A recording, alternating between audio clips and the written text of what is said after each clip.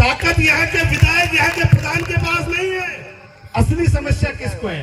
क्योंकि जैसे ही ये क्षेत्र शेड्यूल क्षेत्र में घोषित होता है तो सभी तरह के अधिकार यहाँ आदिवासी समुदाय के लिए आरक्षित हो जाते हैं। इसलिए समस्या है यहाँ के उन नेताओं को जिन्होंने पिछले 70-75 साल में यहाँ के आदिवासी समुदाय को बेवकूफ बनाकर अपने बड़े बड़े महल बना रखे हैं। असली समस्या उनको है, समस्या उनको है। मैं साफ तौर पे भाई दिनेश, मैं आपको बता देना चाहता हूं कि 14 अप्रैल को बाबा साहब की जयंती का कार्यक्रम था इसी कुंभलगढ़ क्षेत्र में। मैं थोड़ा खराब बोलता हूं, कड़वा बोलता हूं। अब उस दिन क्या हुआ कि मुझे, वैसे तो मुझे ध्यान सब होता है, लेकिन वहां अब क्या है कि आगे 2023 के चुनाव आ रहे हैं, तो हम नेताओं की मजबूरी, फिर भी हमने बुलाया नहीं, हमारे लोगों ने नहीं बुलाया, तो अभी बाबा साहब की जयंती के कार्यक्रम में आए। कांग्रेस वाले, बीजेपी वाले, जो भी अब और भी पार्टी वाले सब आएंगे, अपना अपना काम करेंगे, सारी पार्टी वाले हैं। अब साहब मैंने वहां कुछ बात कह दी तो बात नहीं हूं, मेरे सामने बात आई पीछे से अभी कि साहब हमें तो बुला के बेइज्जती करते हैं। भाई बुला के बेइज्जती करते हैं, इतनी इज्जत पसंद है, तुम तो कहीं नहीं रहे हमारे समाज के पास आओ। तुम लोगों की अब गरज पड़ रही है, अब तुम्हें पता लग रहा है कि ये समुदाय जाग रहा है, अपने हक और अधिकार की बात कर रहा है, अब इसके पास जाना पड़ रहा है। वरना 70-75 साल तुमने बिना आए हमारे वोट कैसे लिए ये हमको बहुत अच्छे से पता है। लेकिन अब तुम्हें लग रहा है कि ये समुदाय जाग रहा है, अब ये ऐसे वोट नहीं देगा, अब ये ऐसे वोट नहीं देगा, इसलिए मजबूरी में बिना बुलाए चल के अपनी बेइज्जती करवाने आते हो। तो भैया बेइज्जती हो, एक और बात, बेइज्जती हो तो इज्जत को, अपनी मूंछों को ताव देके रखना। तुम्हें अपने माँ बाप की असली औलाद है तो सौगंध दिला रहा हूं आज कि आने वाले चुनाव में मेरे समुदाय के एक घर पे भी मत जाना, वरना तुम्हारी बेइज्जती हो जाएगी। इतनी इज्जत वाले हो, अरे इतनी तुम में इज्जत है तो क्यों 70-75 साल से मेरे समाज के वोटों पर पल रहे हो? अपनी इज्जत अपने पास रखो, मेरे समुदाय से वोट मांगने की जरूरत नहीं है। क्योंकि एक बार जोरदार जयकारा हो जाना चाहिए। जय जोहर का नारा है, भारत देश हमारा है। जय जोहर का नारा है, भारत देश हमारा है। अब आप मेरे साथ अमर रहे के दो नारे जरूर लगाएंगे। क्रांति सूर्य भगवान बिरसा मुंडा अमर रहे, अमर रहे। भगवान बिरसा मुंडा अमर रहे, अमर रहे। मन्नारे जगदीश भील अमर रहे, अमर रहे। मन्नारे जगदीश भील अमर रहे, अमर रहे। आज इस मंच से शायद भाई जगदीश को खोने के बाद ये पहला मंच है, और पहले मन से भाई जगदीश को सबसे पहले मैं नमन करना चाहूंगा। इस भील प्रदेश के, इस पूरे आदिवासी समाज के इस मिशन में हमने एक बहुत नायाब हीरा खोया है। शायद उसकी क्षतिपूर्ति करना हम सब के लिए बहुत असंभव कार्य है। एक बार मैं पुनः यहाँ पधारे हुए हमारे आदिवासी समाज के गणवीर एवं मेरे अन्य समुदायों से पधारे हुए सभी भाइयों को जोहार, अभिनंदन, स्वागत करता हूं। और मैं सभी से आग्रह करता हूं कि थोड़ी देर के लिए जो भाई इधर उधर हैं वो थोड़ा सा बैठ जाए, क्योंकि हमें पता है भाई आप सब लोग सुबह जल्दी निकले हैं, कार्यक्रम बहुत लंबा खींच चुका है। मेरा प्रशासन के भाइयों से भी आग्रह, वो भी इत्मीनान से बैठे, क्योंकि आदिवासी समुदाय स्वयं अनुशासित है। आप लोगों ने अपना जाब्ता लगाया, अच्छी बात है, आप अपनी व्यवस्था, लेकिन आदिवासी समुदाय इतना अपने आप में अनुशासित है कि जब तक कोई उसको छेड़े नहीं, आदिवासी समुदाय किसी और को नुकसान नहीं पहुंचाता है। ये हमारे समुदाय का खासियत है। लेकिन ये भी हमारे समुदाय की खासियत है कि कोई हमको छेड़ दे तो हम किसी को छोड़ते भी नहीं। जब मैं बहुत छोटा था तो मेरे पिताजी एक बात कहा करते थे कि आगे से किसी की उंगली करनी नहीं, और कोई करे तो उंगली छोड़नी नहीं। तो ये जो परंपरा हमारे ऐसे नहीं है, ये परंपरा हमारे खानदानी पुरखों से हमें मिलती है। जब बहन बबीता बोल रही थी तो एक बात उन्होंने कही थी, उसी बात को मैं थोड़ा सा पूरा करूंगा कि ये जंगल हमारा कैसे है वो आपने बताया। एक बात हम जब कहते हैं हम इस देश के मूल मालिक हैं, हम कहते हैं इस देश के मूल बीज हैं, तो ये बात बहुत महत्वपूर्ण है, क्योंकि जब ये प्रकृति, ये क्षेत्र जब तैयार हुआ, ये पैदा हुआ, यहाँ का पेड़ पौधा, जब जीव जंतु यहाँ पैदा हुआ, तो यहाँ का आदिवासी उसी समय इसके साथ पैदा हुआ, इसलिए हम यहाँ के मूल बीज कहलाते हैं, उससे पहले कोई नहीं था। तो प्रकृति, तब लोग कहते हैं कि भाई सभी लोग इस तरह आदिवासी हुए, तो हम भी कहते हैं ना, कहाँ के मना कर रहे हैं कि बाकी लोग भी आदिवासी हो सकते हैं, लेकिन वो वहां के जहां से वो चल के आए तो वो वहीं जाए जहां के वो आदिवासी है। यहाँ का मूल बीज, मूल मालिक कौन है? भारत का जो आदिवासी है वो यहाँ का मूल मालिक है। इसलिए मैं इस बात को, बहुत सारी बातें हैं, खास तौर पर जब भाई दिनेश बोल रहे थे, ये क्षेत्र विशेष तौर पर 5वीं अनुसूची की जब हम बात करते हैं, शेड्यूल एरिया के क्षेत्र की बात करते हैं, तो इस क्षेत्र को एक साजिश के तहत शेड्यूल एरिया में शामिल होने से रोका गया है। मैं आप सबको एक बात यहाँ पर, यहाँ जो मेरे बड़े बुजुर्ग बैठे हैं, जो मेरी माताएं बहनें बैठी हैं, जो शायद मेरे युवा साथी हैं, जो कानूनी भाषा नहीं जानेंगे बहुत अच्छे से, लेकिन हम एक कॉमन शब्द जानते हैं, टीएसपी एरिया। तो इस क्षेत्र को टीएसपी में शामिल होने से किसको समस्या है?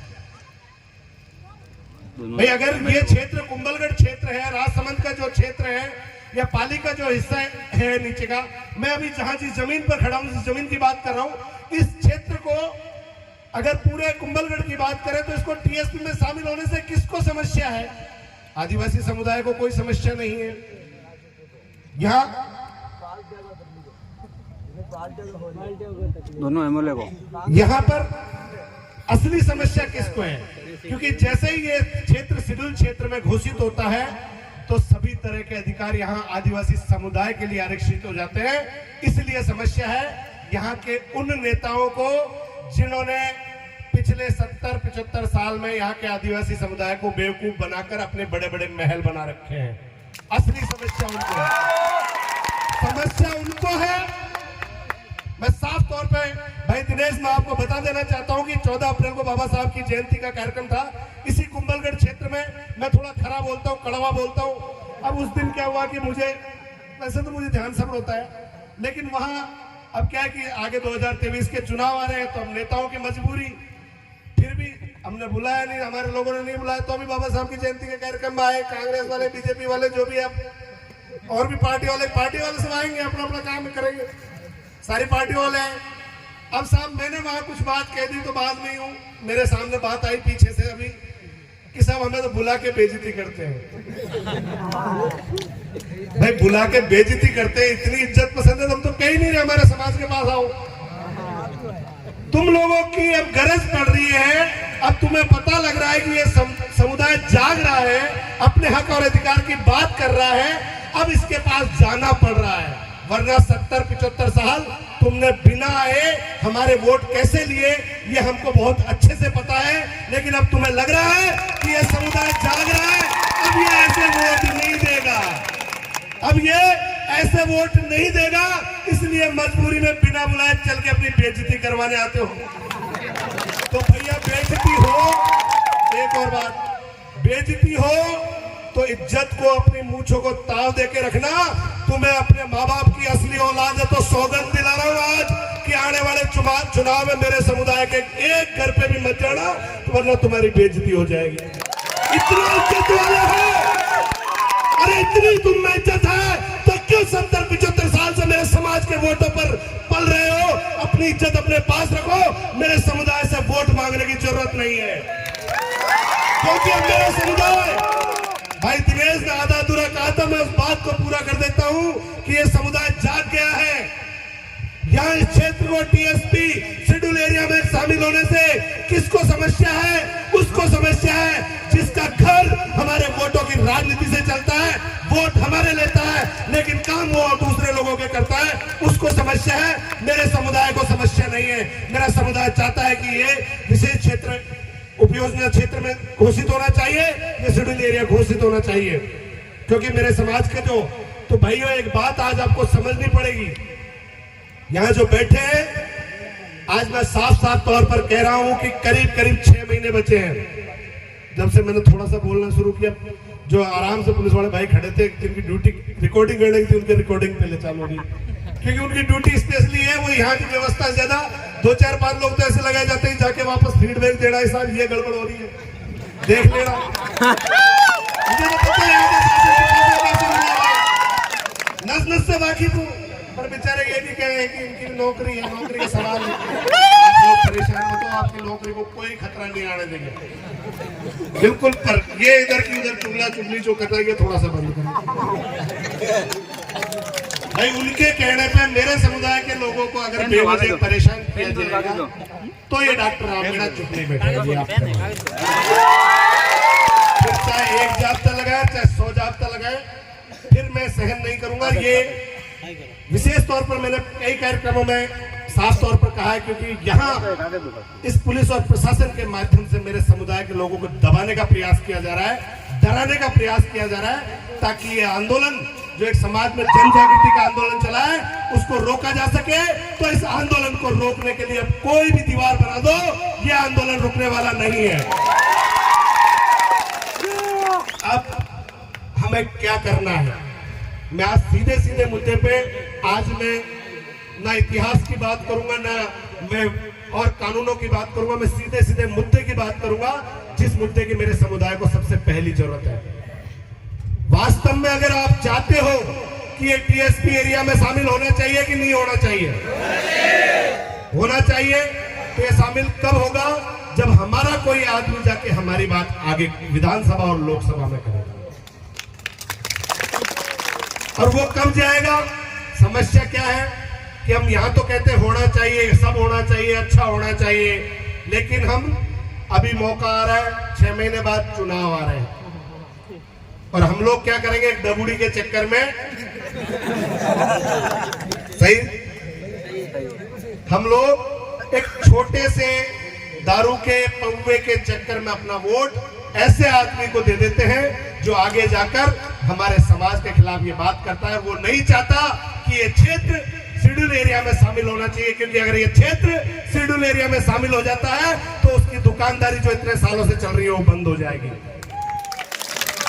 इसीलिए अगर आप चाहते हो कि ये क्षेत्र, इस क्षेत्र में आदिवासी समुदाय के हक और अधिकार की बात हो, तो आपको तय करना होगा कि आने वाले चुनाव में आपको अपने समाज का बेटा विधायक के रूप में भेजना होगा, जो कि जाकर जयपुर में विधानसभा में ये बात उठा सके कि ये क्षेत्र शेड्यूल एरिया में घोषित हो। आने वाले अगले चुनाव में आपको तय करना होगा कि आपका बेटा लोकसभा में जाकर आपकी बात करे, तब जाकर ये शेड्यूल एरिया में ये क्षेत्र शामिल होगा।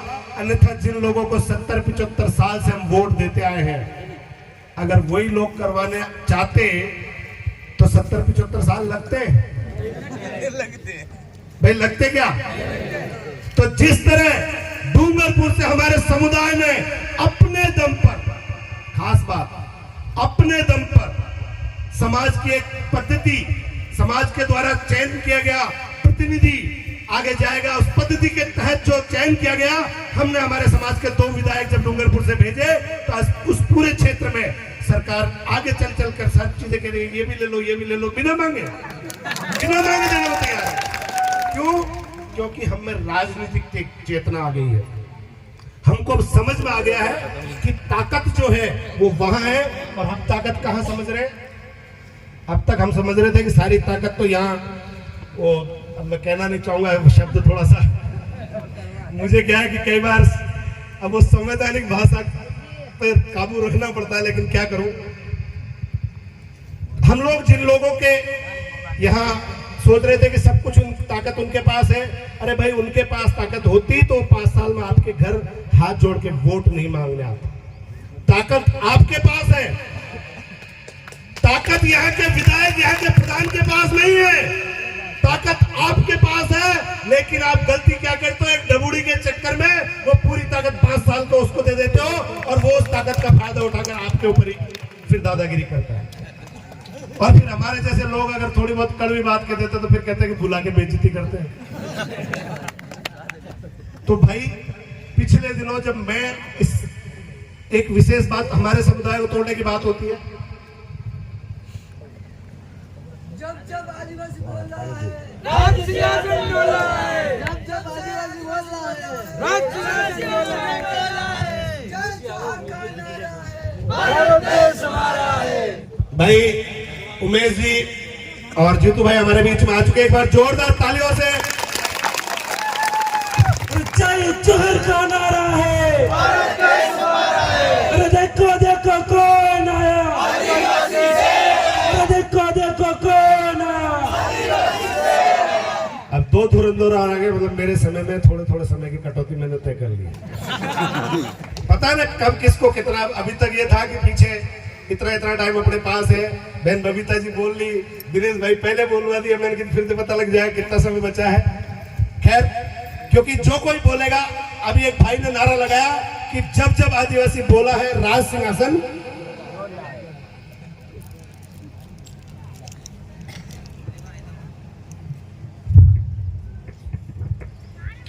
जब जब आदिवासी बोला है राज सिंहासन डोला है। ये नारा केवल नारा नहीं, इस बार सभी आप हाथ उठाकर तय कीजिए कि इस कुंभलगढ़ क्षेत्र में इस बार आदिवासी समुदाय का प्रतिनिधि विधानसभा में जाएगा। और एक बार जोरदार नारा लगाइए कि जब जब आदिवासी बोला है, जब जब आदिवासी बोला है, क्योंकि जब तक आप इस राज सिंहासन को नहीं डोलवाओगे, जब तक आप लोगों का उद्धार होने वाला नहीं है। क्योंकि ये जो यहाँ पर पुलिस प्रशासन और दूसरे जितने भी अधिकारी कर्मचारी यहाँ जितने भी इस पूरे क्षेत्र में लगे हुए हैं, ये सब अपनी मर्जी से नहीं करते। मेरे पास बीच में कुछ एक जानकारी आई कि यहाँ पर जितने भी अधिकारी, चाहे वो पुलिस विभाग में हो, चाहे रेवेन्यू में हो और किसी भी विभाग में हो, अगर आदिवासी समुदाय का छोटे से बड़ा काम हो, ये रिश्वत की मांग करते हैं, आदिवासी समुदाय का काम नहीं करते। तो मैं आज इस मंच से चाहे रिकॉर्ड करके पूरे क्षेत्र में भेज दीजिए, खुली चुनौती देता हूं कि अगर हम मेरे समुदाय के किसी भी कार्य के लिए अगर किसी अधिकारी कर्मचारी ने मेरे समुदाय को परेशान किया, तो उसका नंबर सबसे पहले लिया जाएगा। और ज्यादा परेशान किया तो मैं चुनाव का भी इंतजार नहीं करूंगा, ये भी याद रख लेना। अब हमारे लोग हर चीज के लिए परेशान किए जाए, ये सहन नहीं किया जाएगा। मैं यहाँ इस मंच से यहाँ हमारे जानकारी में आया है कि छोटे छोटे मामलों में हर एक चीज में यहाँ पर मेरे गरीब भाई से यहाँ का प्रशासन रिश्वत की मांग करता है। अगली बार अगर किसी भाई को छोटे से काम के लिए, जायज काम के लिए, चाहे छोटा हो बड़ा हो, अगर जायज काम के लिए कोई आपको बेवजह परेशान करता है, रिश्वत के लिए परेशान करता है और किसी चीज के लिए परेशान करता है, आप आधी रात को मुझे फोन कीजिए, अगली सुबह पुलिस वाले के यहाँ अधिकारी के हम ले लेंगे। पुलिस विभाग मेरे इसलिए ज्यादा टारगेट पे आता है क्योंकि पिछले कई मामलों में मैंने देखा है कि पुलिस विभाग न जाने किसके दबाव में, यहाँ पुलिस अधिकारी है, मैं खास तौर पर किसी व्यक्तिगत से नहीं, लेकिन कुछ यहाँ पुलिसकर्मी ऐसे हैं न जाने किसके दबाव में वो मेरे आदिवासी भाइयों पर बेवजह झूठे केस लगाकर उन्हें जो डराने धमकाने का काम कर रहे हैं, उनको भी खुली चुनौती दे रहा हूँ कि डराना धमकाना बंद कर दीजिए। क्योंकि जिन साहब के चक्कर में आप मेरे भाइयों को डरा धमका के हैं, जिन साहब के भरोसे आप मेरे भाइयों को डरा धमका रहे हैं, उन साहब की छुट्टी हमने तय कर ली है। इसलिए आगे आप देख लीजिए आपको आप बेवजह मेरे लोगों को, मेरे भाइयों को परेशान नहीं करें, तो आप भी शांति से नौकरी करें, में कोई दिक्कत नहीं है, किसी तरह की दिक्कत नहीं है। लेकिन हमारे क्षेत्र में यहाँ पर रहते हुए आप मेरे किसी भाई को परेशान करें और हम शांति से सहन कर लें, ये 70 साल बहुत देख लिया। अब ये समुदाय जाग रहा है, अब ऐसा होने वाला नहीं है। एक बात विशेष तौर पर यहाँ पर पिछले कुछ समय में जो बहुत बड़ी बात है, इसको चिंता का विषय भी कहा जा सकता है कि यहाँ के नेता आदिवासी समुदाय को तोड़ने के लिए इस तरह की बातें करते हैं कि तुम्हारे आरक्षण, भीलों का आरक्षण मीना खा गए। अरे भाई छोड़िए आरक्षण की बात, वो हमारा हम आपस में निपटेंगे। एक बात बताइए मुझे कि कुंभलगढ़ में जो 70 से 80% जमीन जो भीलों की थी, उस जमीन को कौन खा गया, वो रिकॉर्ड निकलवाना शुरू कीजिए। जो 70 से 80% जमीन आज से 10 साल 15 साल पहले रेवेन्यू रिकॉर्ड में भीलों के नाम बोलती थी, आज बड़े बड़े रिसोर्ट कैसे बन रहे, ये रिकॉर्ड निकलवाना होगा, तब हम हिसाब किताब की बात करेंगे कि किसका हाथ कौन खा रहा है। मेरे भाइयों, यहाँ पर बहुत तेजी से बेनामी संपत्तियां, मेरे आदिवासी भाइयों की बेनामी संपत्तियां एक दारू के पौवे में रजिस्ट्री करवाई जाती है, और मेरे भाई को 15 साल बाद पता लगता है कि उसकी जमीन तो एक दिन रात को दारू पिला के इतना धुत कर दिया कि अगले दिन सुबह उसकी रजिस्ट्री करवा दी, उसको पता ही नहीं है। अभी अभी एक मामला मेरे सामने आया है, मैं उसकी पूरी तहकीकात करवा रहा हूं।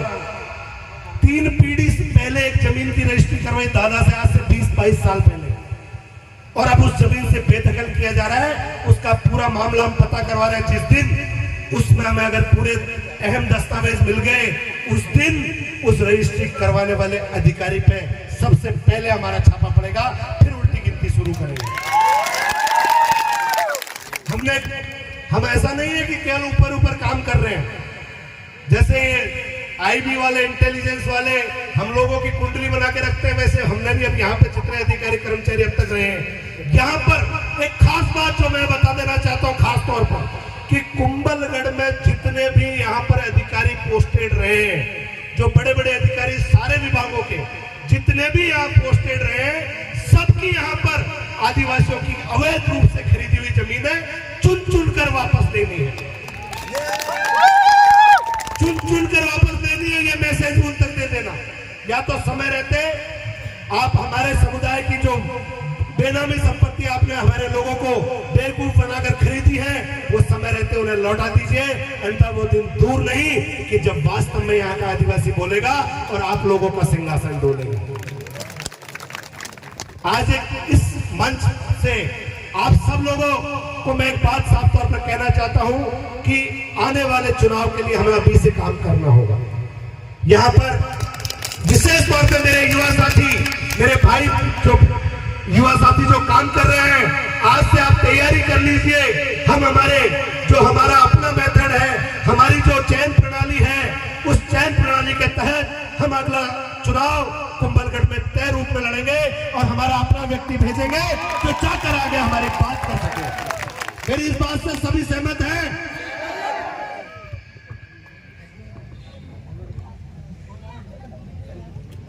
मेरे पास धीरे धीरे घूम के इधर के रास्ते यहां तक पर्ची आ गई, अभी तो कुंडली खुलना शुरू हुई है। मैंने कहा ना, ऐसा नहीं है, कुंडली ऐसी पर्चियां बहुत आती हैं, पर अब लाइव आ रही है। पहले हमारे लोग गुपचुप देते थे, अब लाइव दे रहे हैं। एक विशेष मामला और आया कि जैतारण में राणा पूंजा का बोर्ड लगाया गया था, जिसको हटा दिया गया था और पुलिस प्रशासन ने केस भी दर्ज नहीं किया, तोड़ा गया। मैं यहाँ एक बात पूछना चाहता हूँ, शायद ये संज्ञान वही है जो मेरी जानकारी में आया था, जिसमें मामला दर्ज करने में देरी। मैं यहाँ पे जो पुलिस अधिकारी, सक्षम पुलिस अधिकारी है, मैं एक बात पूछना चाहता हूँ कि अगर यहाँ से इसी क्षेत्र से जुड़े हुए क्षेत्र में एक झंडा हटाने पर जबकि हटाया भी नहीं हमारे लोगों ने, तो सबसे पहले वहां उसको हटाने वाले भी प्रशासन के लोग ही थे, लेकिन उस झंडा हटाने के नाम पर हमारे अपने भाई, हमारे अपने एससी के भाइयों को एक महीने तक आप लोग जेल में सड़ा देते हो, और हमारे आदरणीय परम पूज्य राणा पूंजा भील का अगर एक बोर्ड हटा दिया जाता है, आपको केस दर्ज करने में भी बड़ी तकलीफ होती है। क्यों भाई? हटाने वाले आपके फूफा लगते हैं क्या? नहीं, आप केस दर्ज कर लोगे तो कल को आपकी बुआ को घर से निकाल देंगे। यूं आप अपने नियमानुसार जब अगर घटना घटी है तो आपको केस क्यों दर्ज नहीं किया? क्यों आपने उसमें नियमानुसार जांच नहीं की? क्योंकि आप सब किसी एक के दबाव में काम कर रहे हैं। मैं फिर कह रहा हूं यहाँ के प्रशासन को कि आप राजनीति के दबाव में आकर मेरे समुदाय के अधिकारों के साथ छेड़खानी नहीं करें, अन्यथा आपके लिए भारी पड़ेगा। साफ तौर पर खुली चेतावनी दे रहे हैं कि ज्यादा दिन दूर नहीं है, उल्टी गिनती शुरू हो चुकी है। जाके कह देना अपने साहब को कि अपनी उल्टी गिनती शुरू कर ले, उनके साथ साथ आपका भी नंबर आ जाए। और मेरा समुदाय जाग चुका है, और अब वो ये गलती जो 70 75 साल से हम करते आ रहे हैं, अब वो ये गलती नहीं करेगा। अब वो अपना वो बेटा विधानसभा में भेजेगा जो जाकर उनके हक और अधिकार की लड़ाई लड़ सके। हम ऐसे भाई तैयार करेंगे जो हर स्तर पर हमारे हक और अधिकार की लड़ाई लड़ सके। मुझे लगता है कि और भी कई वक्ता हमारे बीच में हैं। आज मुझे और विषयों पे बात तो नहीं करके सीधे समय, क्योंकि बाहर से आए, मैं तो आप लोगों के बीच में दूसरे तीसरे दिन रहता हूँ। टाइम है लोग और भी हमारे कुछ भाई कह रहे हैं कि और भी कई मुद्दे हैं जिनकी खुली खुली बात करनी है। मैं आपकी भावनाओं को समझ सकता हूँ, लेकिन भाई उमेश यहाँ पर है, भाई जीतू है, ये भी वो शेर है जिन्होंने मतलब, अब मैं और ज्यादा व्याख्या करूंगा तो सही नहीं रहेगा समझ से, लेकिन मैं विशेष तौर पर पुनः उस बात को उद्धृत करना चाहता हूं कि आज हम सब लोग, जितने लोग इस पंडाल में मौजूद हैं, एक प्रण करके जाएंगे कि आज से हम आने वाले चुनाव तक, जब तक हम अपना विधायक हम अपने तरीके से अपना आदमी चुनकर नहीं भेजेंगे, हम दिन रात मेहनत करेंगे। हर एक आदमी 4-4, 5-5 आदमी को जागृत करेगा और आज हमें प्रण लेंगे। अगर आप मेरी बात से सहमत हैं तो सभी हाथ उठाकर एक प्रण लेते हैं कि कुंभलगढ़ विधानसभा से अगला विधायक आदिवासी समुदाय से होगा। ये शपथ खाकर आज हम अपने घर की ओर जाते हैं। एक बार जोरदार जय जोहार का नारा है, जय जोहार का नारा है। और मैं साफ तौर पर अंतिम बात को मेरी यहाँ एक जो विशेष तौर पर मेरे पिछले समय ही प्रसंज्ञान में आई है कि हमारे कुछ भाई जो दिहाड़ी मजदूरी करते हैं और यहाँ के कुछ स्थानीय, अब उनको मेरी भाषा में तो टटपुंजे कहता हूँ, बाकी ये लोग आजकल उनको जो पुलिस वाले और अखबार वाले उनको दबंग की श्रेणी देते हैं, मैं टटपुंजे मानता हूँ कि वो हमारे कुछ भाई जो दिहाड़ी मजदूरी करते हैं उनको उनकी दिहाड़ी मजदूरी दबा लेते हैं और फिर दबाव बनाकर उनको, क्योंकि कहते हैं कि इतना उधार, बहुत जो अनपढ़ हैं और उनसे बहुत सारे इस तरह के, मेरे सामने भी एक प्रकरण आया है कि उनसे उधारी के नाम पर अंगूठा लगवा लेते हैं और फिर दबाव बनाकर उनकी जमीनें हथियाई जा रही हैं, जो उनके यहाँ कई मतलब लंबे समय से जो काम कर रहे हैं इस तरह के। तो विशेष तौर पे हमारे युवा साथी, इस तरह के प्रकरण अगर आपके आसपास नजदीक में कहीं आपके संज्ञान में आते हैं कि किसी पर दबाव बनाकर उसकी जमीन हड़पने की तैयारी की जा रही है, तो आप सब लोग सावचेत रहें, ऐसा मामला तुरंत आते ही संज्ञान में लाएं ताकि हमारे अपने भाई बेवजह अपनी संपत्ति से बेदखल नहीं हो। अभी एक दो मामले, हालांकि वो कुंभलगढ़ क्षेत्र से थोड़ा सा जुड़े हुए हैं, कुंभलगढ़ तहसील क्षेत्र में नहीं आता है, लेकिन ऐसे मामले मेरे जानकारी में आए हैं कि एक दो मामले और भी हैं। तो आप सबको भी जागृत रहने की जरूरत है कि कुछ लोगों को, ये लोग लंबे समय से हमारे यहाँ लोगों को लंबे समय तक काम रखते हैं और उनको कई दूसरे प्रकरणों में भी उलझाकर उनकी जमीनें हथिया लेते हैं। तो ये थोड़ा सा विशेष तौर पे युवा साथियों से मेरा आग्रह है, एक बार पुनः आप सभी मुझे मेरी आवाज के साथ जोरदार आवाज में नारा लगाएंगे। जय जोहार का नारा है, जय जोहार का नारा है, जय जोहार, जय भारत, जय भीम, जय बिरसा मुंडा।